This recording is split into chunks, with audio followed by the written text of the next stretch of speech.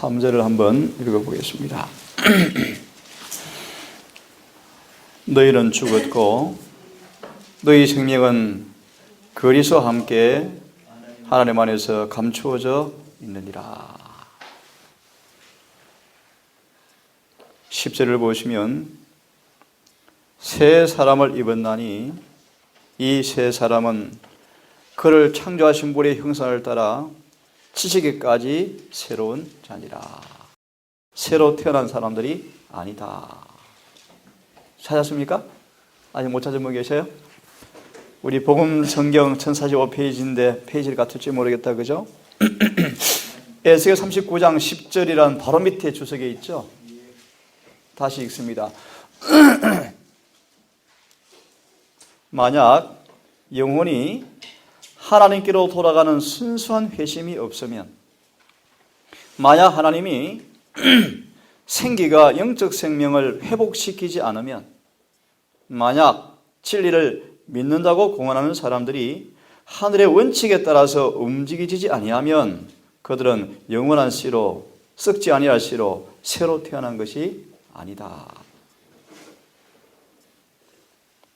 만약 그들이 그리스도의 의를 그들의 유일한 안전책으로 믿지 않으면, 만약 그들이 하나님의 품성을 본받고 성령 안에서 일하지 아니하면 그들은 벌거벗은 자들이다.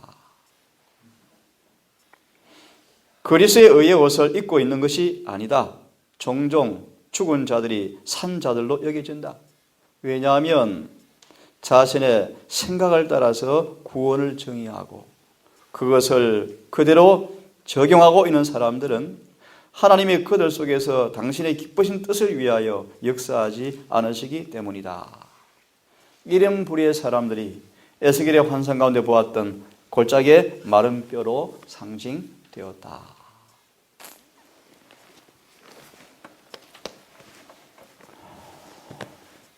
충동과 감정이 아니라 원칙에 따라 이루어지는 사람들, 말씀의 능력으로 사성과 욕망이 조절되어지고 억제되는 사람들, 욕망에서 해방되어지는 사람들, 이것이 썩어질 씨가 아닌 썩지 않을 영원한 말씀으로 거듭난 사람들이다 라고 말씀을 하고 있습니다.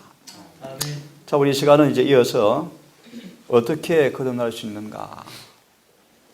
이미 말씀을 드렸지만 물과 성령으로 거듭나지 아니하면 결단코 하늘에 갈 수 없다는 말씀을 조금 같이 한번 생각해 보겠습니다. 나는 너희로 회개케 하기 위하여 물로 침례를 주거니와 내 뒤에 오시는 분은 남보다 능력이 많으시니 나는 그의 신을 들기도 감당치 못하겠노라. 성령과 불로 너희에게 침례를 주실 것이라. 우리 이미 공부한 말씀이죠? 설명하지 않고 넘어갑니다. 예수께서 침례를 받으시고 곧 물에서 올라오실새 뭐가 임하였습니까? 하늘이 열리고 하나님의 성령이 비둘기처럼 내려 자기 위에 임하시더라. 그래서 마가복음 말하기를 같은 말씀이죠. 물로 침례를 주었거니와 그는 성령으로 너희에게 침례를 주시리라. 아멘. 이 말의 의미를 우리 계속해서 좀 보도록 하겠습니다. 나도 그를 알지 못하였으나 나를 보내서 물로 침례를 주라 하신 그분께서 나에게 말씀하시되 성령이 내려서 누구 위에든지 머무는 것을 보거든 그가 곧 성령으로 침례를 주는 이인 줄 알라 하셨기에, 구원은 물과 성령으로 침례를 받아야 이루어진다고 말씀하십니다. 요한은 말하기를 나는 너희를 뭐하게 하기 위해서요? 회개케 하기 위해서 물로 침례를 주지만 그분은요 불과 성령으로 침례를 주시겠다. 생각하시면서 의미를 듣기를 바랍니다. 이 의미를 잘 설명한 본문이 이사야 40장의 말씀인데, 외치는 자의 소리여 가로되 너희는 광야에서 여호와의 길을 예비하라. 사막에서 우리 하나님의 대로를 평탄케 하라. 골짜기마다 도두어지고 산마다 작은 산마다 낮아지며 고르지 않은 곳이 평탄케 되며 험한 곳이 평지가 될 것이요. 그러면요 여호와 영광이 나타나고 모든 육체가 그것을 함께 보리라. 대저 여호와의 입에 말씀하셨느니라. 이건 이해가 되어집니까? 이 말씀 속에 물과 성이 같이 나와 있죠. 무슨 말인가 하면 쉬운 말씀으로 이해시켜 드립니다. 이 삭개오가 3절을 들었습니다. 3절. 삭개오의 귀에 마음의 귀에 침례 여호와를 통하여서 3절의 기별이 선포되어지니까 삭개오의 마음속에 4절이 이루어지기 시작했어요. 좀 이해되십니까? 그러자 그 속에 누가 임해버렸습니까? 성령이 오셔서 그분의 품성이 나타나 버렸습니다. 이게 물과 성령으로 그런 뜻이에요. 다시 말하면 성령께서 예수의 의를, 예수의 영광을, 예수의 품성을, 그게 성령의 침례인데 그 영광을 가지고 들어오고 싶은데 들어오기 앞서서 먼저 뭐 합니까? 물로 깨끗이 씻습니다. 한마디로 회개와 자복과 헌신이요. 회복과 자복과 헌신을 통하여 마음의 모든 죄가 깨끗이 뉘우쳐지고 용서되어지는 그 마음속에 성령께서 예수의 영광을 가지고 들어오셔서 사람들이 삭개오를 바라볼 때 오늘날 우리가 기이한 일을 보았도다. 삭개오가 변해버렸어요. 뭐가 드러났습니까? 예수의 품성이 드러났어요. 이기심이 싹 녹아져 버리고 이타적 사랑이 그 속에 생겨버렸어요. 이것이 뭐라는 것입니까? 거듭났다.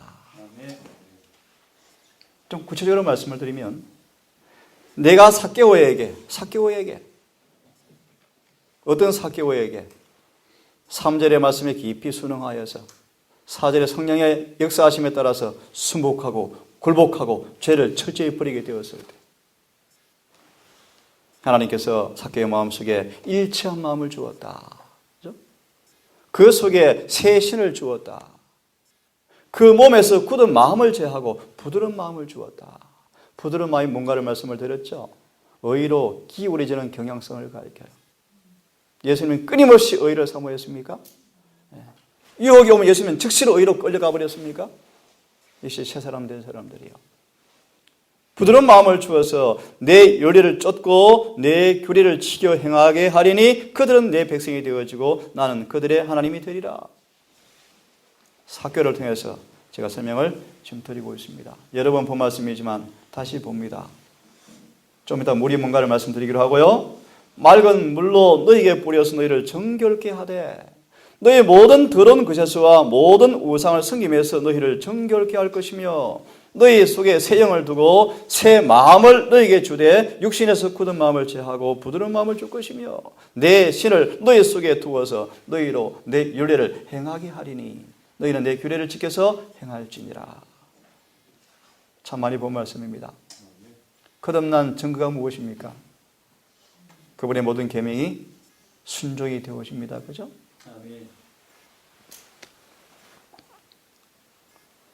베드로가 가로되 너희가 회개하여 각각 예수 그리스도 이름으로 침례를 받고 죄 사함을 얻으라. 그리하면 성령을 선물로 받겠다.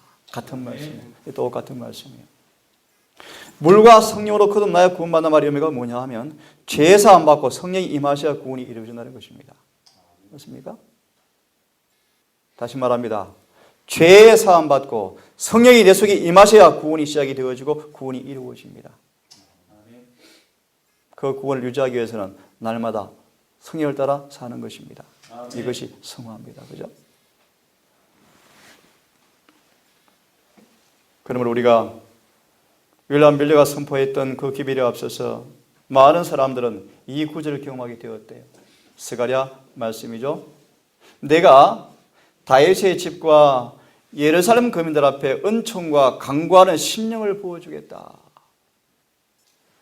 그들이 그 어찌른 바 그를 바라보고 그를 위해서 애통하기를 독자를 위해서 애통하듯 하며 그를 위하여 통곡하기를 장자를 위해서 통곡하듯 하리라. 뭐 때문에?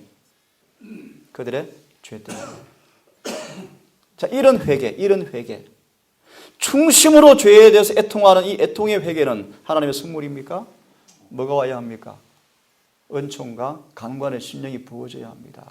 이런 비의 최초의 극명한 모습이에요. 지금 내 가운데 성령께서 강하게 임하시는 뚜렷한 증거가 뭔가 하면 이 회개의 경험이 일어나는 것입니다. 그런 자들에게 13장 1절의 말씀 보시면 뭐가 임합니까? 그날에 죄와 더러움을 씻는 다윗의 족속과 예루살렘 금인을 위해서 뭐가 열리겠다요? 샘물이 열리겠다. 예수님이 돌아가실 때 옆구리에 창에 찔리자 뭐가 나왔습니까?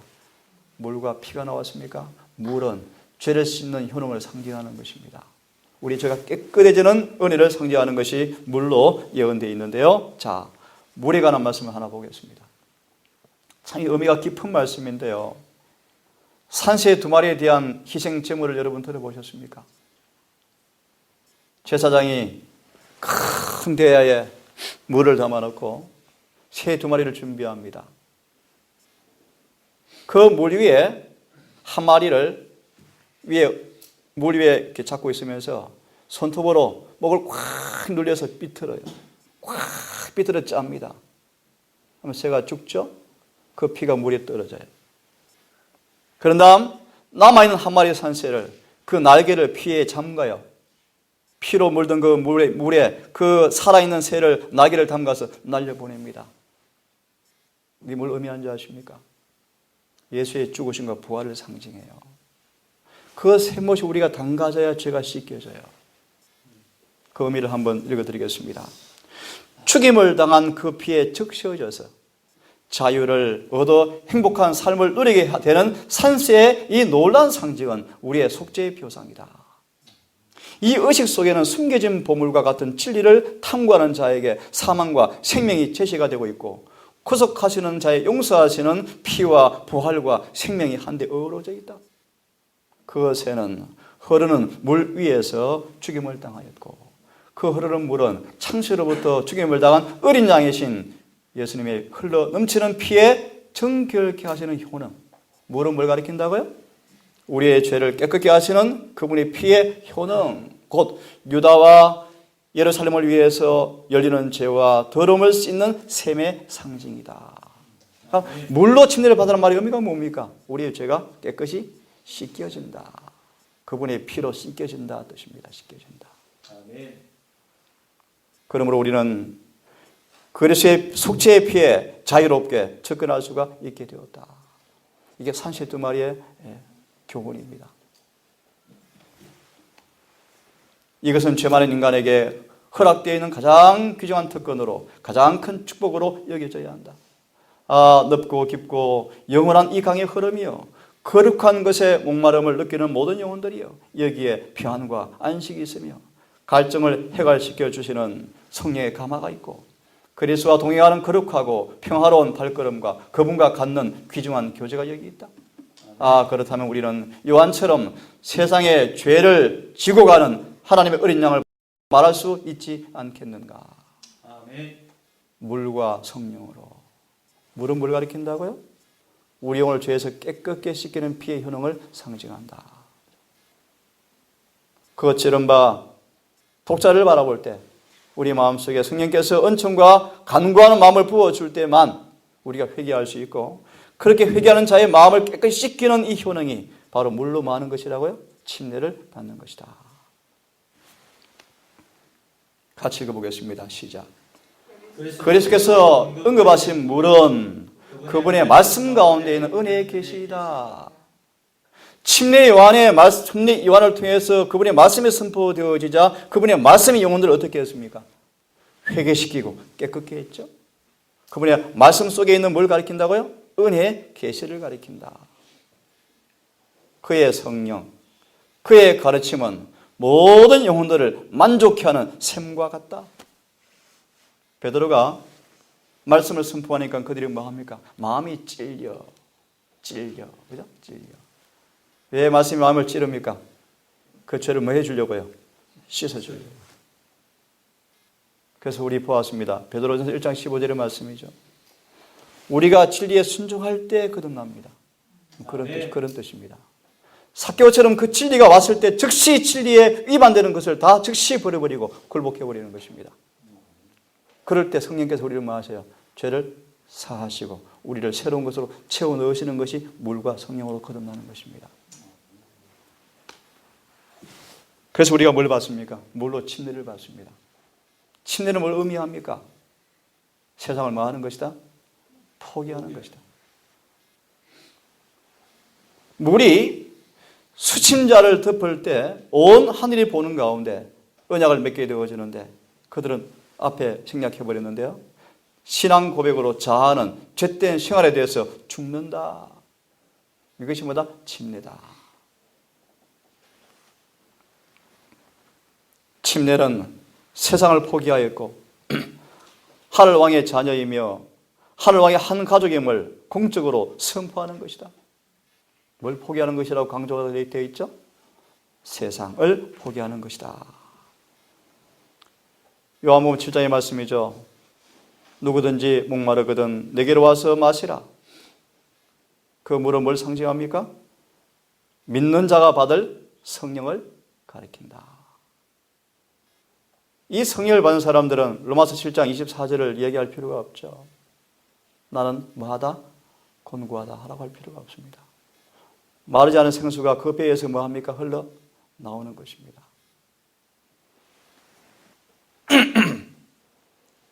이 샘물만이 영혼을 정결케 하고 새롭게 하고 활력을 주는 하나님의 은혜의 상징이다.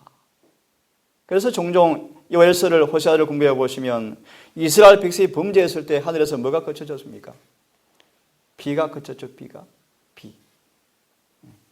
범죄한 그들에게 하나님께서 비를 내리지 아니하심으로 성령을 거둔 것을 예시하시는데 반대로 그분이 성령이 임하시는 그 은혜의 상징을 뭐로 표상합니까? 곡식과 포도즙과 기름이 넘치는 모습으로 상징하는데 그것은 뭘 가리키냐면 우리 마음속에 임할 성령의 은혜를 상징하는 것이라고 말씀하십니다. 성령께서 우리 마음속에 물처럼 강처럼 임하는 모습을 통하여서 요엘서에서는 풍성한 우리 마음밭에 열매 맺는 경험을 말씀을 하고 있습니다. 우리 니고데모가 예수께서 물로 침례를 받을 것과 하나님의 영으로 마음을 새롭게 할 것을 언급하시는 말씀을 알아들었다. 그죠? 알아들었다. 니고데모가 뭐 했다고요? 이 예수의 말씀을 통해서 물로 침례를 받을 것과 하나님의 성령으로 마음을 새롭게 할 것을 언급하시는 말씀을 알아들었다. 답이 남아있죠? 물과 성령으로.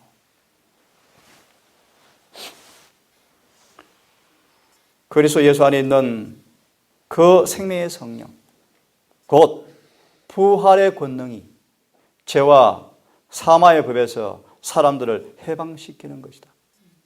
이것이 뭐다고요? 거듭나는 것이다. 부활의 권능, 부활의 권능. 그래서 악의 세력은 깨어지고 믿음으로 말미암아 그 영혼은 죄로부터 보호를 받는다. 그리스도의 성령께서 마음을 여는 자는 자기 몸을 무덤에서 일으켜줄 전능한 권능에 참여하는 자가 되어준다. 부활의 권능. 어떤 권능이죠? 죄에서 해방시키는 권능.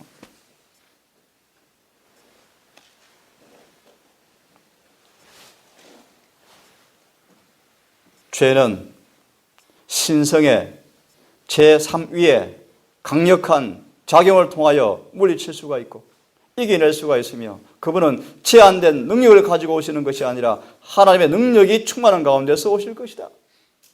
물과 성령으로 거듭나라라는 말의 의미가 뭔가를 다시 풀이해드립니다. 이런 뜻입니다. 과거의 죄에서 해방되어지고 더 이상 죄를 짓지 않는 삶을 가리킨다. 그런 뜻이에요.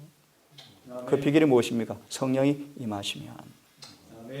이해됐습니까? 그것이 영생의 조건이에요.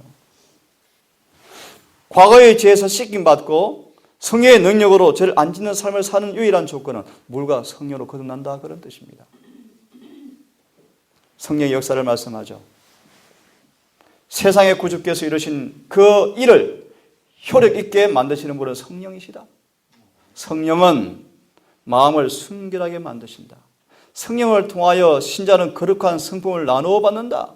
예수께서는 모든 유전적이며 배양된 악의 성향들을 이기며 당신 자신의 품성을 당신의 교회에 새기는 거룩한 능력으로서 당신의 성령을 보내주셨다. 주셨다라는 점 보내주셨다. 물과 성령으로 라는 말의 의미를 여러분 선명히 이해되셨죠? 성령을 받는 사람들은, 좀 정확하게 성령께서 임하시는 사람들은 뭐 한다고요? 그리스도의 속성으로 물들여지게 되어진다. 이걸 다른 말로 성령이 인친다 뜻이 인친다. 같은 말이에요. 예수의 품성 속성으로 우리를 물감들인다 뜻이요. 이 에베소서 4장 30절의 말씀입니다. 성령께서 구속의 날까지 우리를 위해서 인치는 불이다 뜻입니다. 인치는 불이다. 우리 날마다 성령을 통하여서 예수의 속성으로 물들여져가는 승화의 경험이 있어야 한다고 말씀하는 것과 같은 말씀입니다. 그래서 사단은요, 신자들의 마음속에 모든 장애가 제거되어지고 성령께서 임하시는 것만큼 두려운 것이 없다. 왜요? 성령이 임하시면 마귀는 어떻게 될 것입니까? 완전히 끝나버리죠. 그죠? 그래서 이런 말씀이에요. 사단은 자기의 마음대로 할 수 있다면 세상 끝날까지 작거나 크거나 간에 한 번에 또 한 번의 각성은 없을 것이다. 그러나 우리는 사탄의 계책을 모르는 자들이 아니다. 사단은 뭘 원하지 않습니까? 교인들이 회개하는 걸 원하지 않습니다. 회개시키는 기회를 듣기를 원하지 않습니다. 왜요? 회개하면 누가 임합니까? 성령이 임하시면 누가 쫓겨갑니까? 마귀는 쫓겨가죠.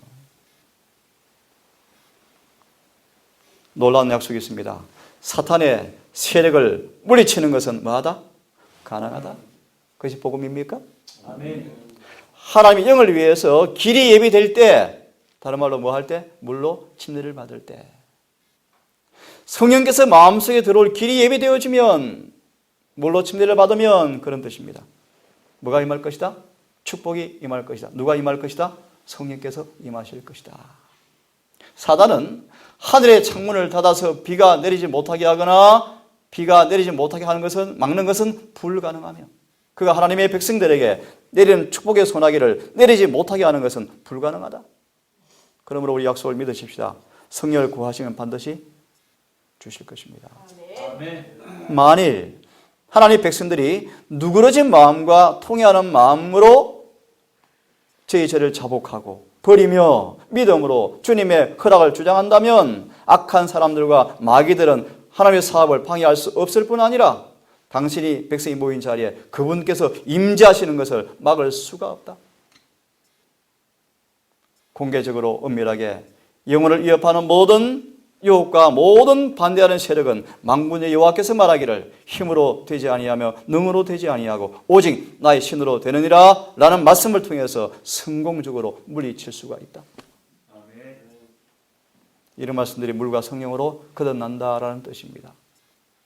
이것이 영생의 유일한 조건입니다. 우리 하나님께서 이러한 물의 침례를 주기 위해서, 성령의 침례를 주기 위해서 하나님께서 인도하시는 한 섭리를 한번 좀 보기를 바랍니다. 천사는 말하였다. 하나님께서는 당신의 백성들 개개인을 검토하고 시험하시고자 하나님의 사업을 좀 더 세밀하게 방향으로 이끌고 가실 것인데, 어떤 사람들은 한 시련을 달게 받는다. 그러나 하나님께서는 그들을 또 다른 시험의 장소로 인도하시는데, 그때 그들은 몸을 움츠리고 뒤로 물러선다. 왜냐하면 그 시험이 그들이 품고 있는 우상을 직접적으로 공격하는 것이기 때문이다. 여기에서 그들은 예수를 내어 쫓는 그들의 마음속에 있는 것이 무엇임을 볼 기회를 갖게 되어진다. 우리가 말씀을 들을 때 이런 경험이 옵니까? 오죠. 그들은 진리보다 다른 어떤 것을 평가하고 그들의 마음은 예수님을 받아들일 준비를 갖추고 있지 못하다. 각 개인들은 그들이 우상을 희생하고 참된 정인의 권면에 유의하는지 입증되기 위하여 얼마 동안 시험을 받게 되어진다. 만일 어느 누구라도 진리의 순종함으로 정결함을 잊고 그들의 이기심과 자만심과 그리고 정욕을 극복하지 아니한다면 천사는 그들은 자신의 우상과 연합한다, 그들을 버리두라 라는 선고를 내리고 죄된 성질을 극복하지 못한 그들을 악한 천사의 지배 아래 맡겨둔 채 그들의 맡은 바 다른 일을 위해서 떠나갈 것이다. 참 엄중한 얘기죠, 그죠? 하나님 우리를 철저하게 죄에서 깨끗하기 위해서 참 만 가지의 수단을 활용하시는데 우리 매일의 삶 속에서 이런 경험을 하시죠, 여러분? 네. 이때 겸손하게 요한처럼 굴복하는 겸손한 종이 되었으면 참 좋겠습니다. 아멘. 모든 시험을 당하고 시험의 본질을 이해했습니까? 모든 시험을 당하고 견디었고 어떤 대가라도 지불하고 시험을 승리한 사람들은 참된 정인의 권면을 유의한 사람들인데 참된 정인의 권면이 뭡니까? 그것이 계시록 3장에 나오는 라오디게아 보낸 기별이에요. 금과 흰옷과 안약을 사서 발라봐라. 이 기별을 받아들인 사람들. 그들은 누굽니까? 모든 시험을 당하였고 견디는 사람들입니다. 그래서 어떤 대가를 지불하고라도 시험을 뭐한 사람이죠? 승리한 사람들이에요. 이들에게 늦은 비가 내릴 것이다. 그리하여 변화를 받기에 적합하게 될 것이다. 이게 마지막 불성령의 침. 우리가 물과 성령으로 막 거듭날 때 구원이 시작이 되어지고 이 날마다 성령을 따라 살면 늦은 비가 충만히 임할 것입니다. 그것이 마지막 구원의 완성이요. 이게 영생의 조건이요. 의심할 여지가 없죠. 누가 늦은 비를 받을 것인가? 열심히 활동하는 사람?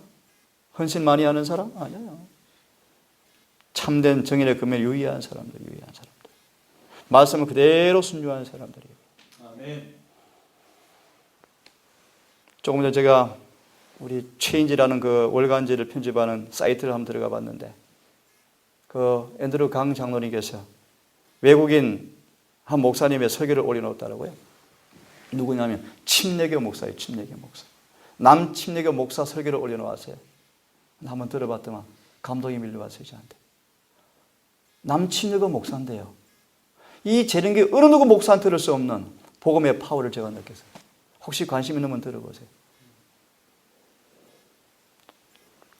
폴 워시라는 목사인데 아주 감동이 있어요. 제가 다 알아듣지 못했지만 영어 설교인데 아주 감동이 와요. 야, 이런 분이 계시구나. 침례교 목사예요.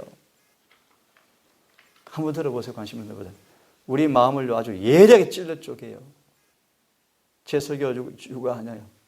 그대로 저를 저라 부르시는데 본인의 말로 인기가 없대요. 근데 아주 감동이 와요.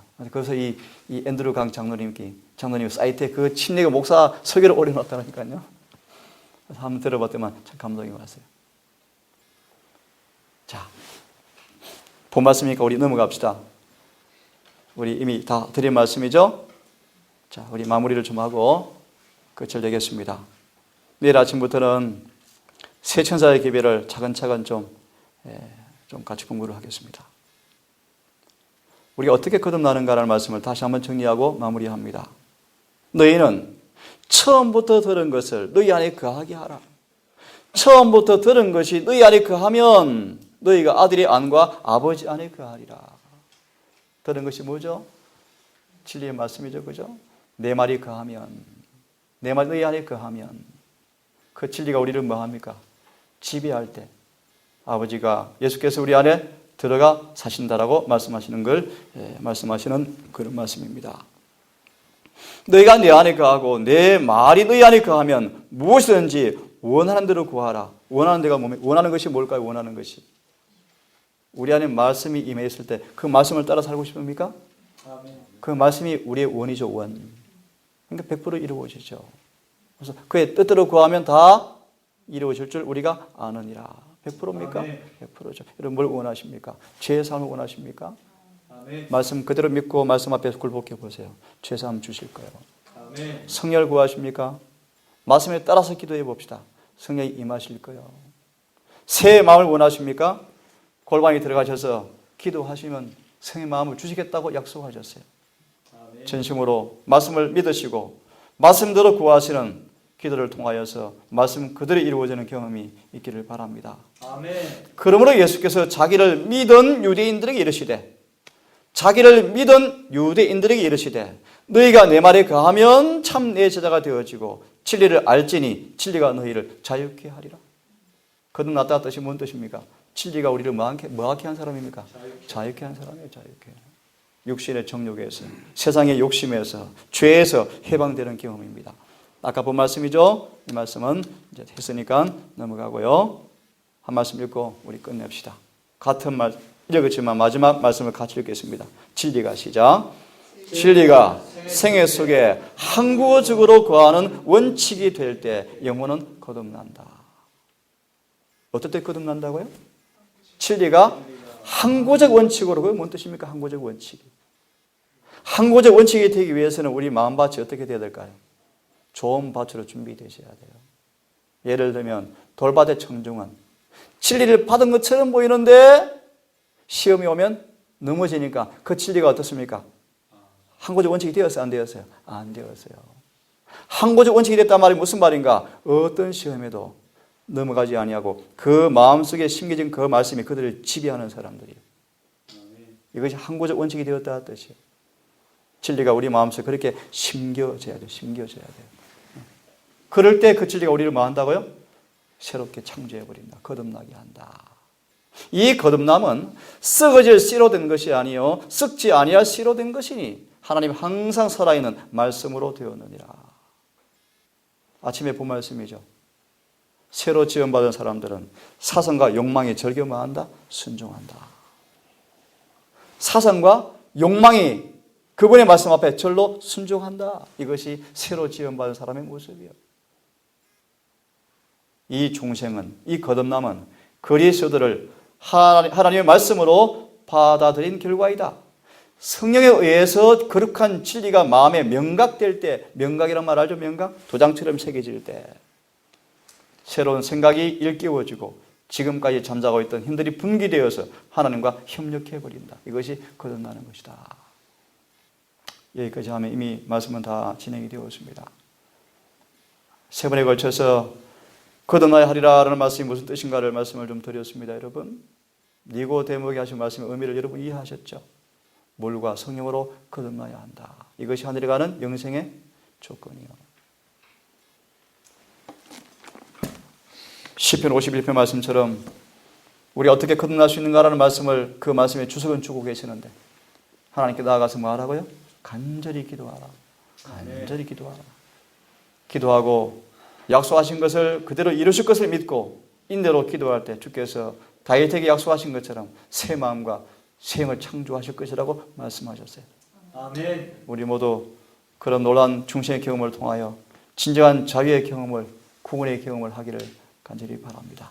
아멘. 기도하고 예배를 마무리하고